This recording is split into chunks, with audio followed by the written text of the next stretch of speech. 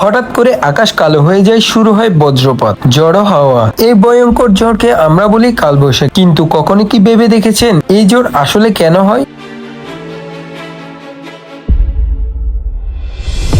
গরমের দিনে মাটির কাছাকাছি বাতাস খুব দ্রুত গরম হয়ে যায়, অন্যদিকে উপরের স্তরের বাতাস থাকে ঠান্ডা। এই গরম আর ঠান্ডা বাতাসের মধ্যে তৈরি হয় এক ধরনের সংঘর্ষ।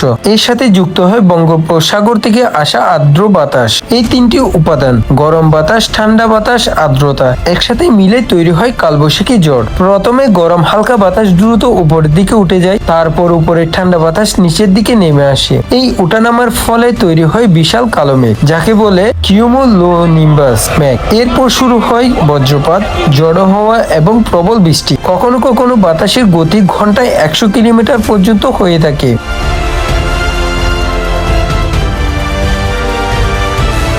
কালবৈশাখী ঝড় খুব দ্রুত তৈরি হয় এবং খুব দ্রুত শেষও হয়ে যায়, কিন্তু এর মধ্যে থাকে ভয়ঙ্কর শক্তি। এমনকি গাছ উপড়ে ফেলতে পারে কালবৈশাখী ঝড়,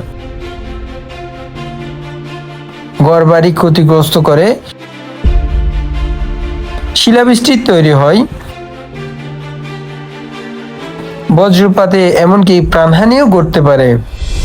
তাই কালবৈশাখী ঝড়কে কখনো হালকাভাবে নেবেন না। সতর্ক থাকুন, নিরাপদে থাকুন। ভিডিওটি ভালো লাগলে লাইক, শেয়ার আর সাবস্ক্রাইব করতে ভুলবেন না। নিউ ক্যারিয়ার বিডি এর সাথে থাকুন। ধন্যবাদ।